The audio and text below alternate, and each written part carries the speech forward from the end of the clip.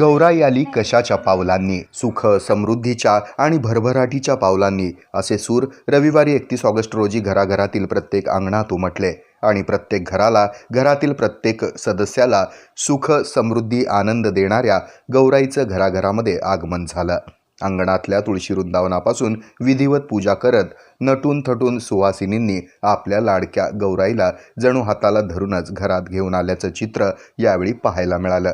त्यानिमित्त विविध घरांमध्ये गौराई आगमनानंतर तिच्या प्रतिष्ठापनेसाठी करण्यात आलेली नयनरम्य आरास सजावट विविध रंगी आणि लक्षवेधी असल्याचं दिसून आलं।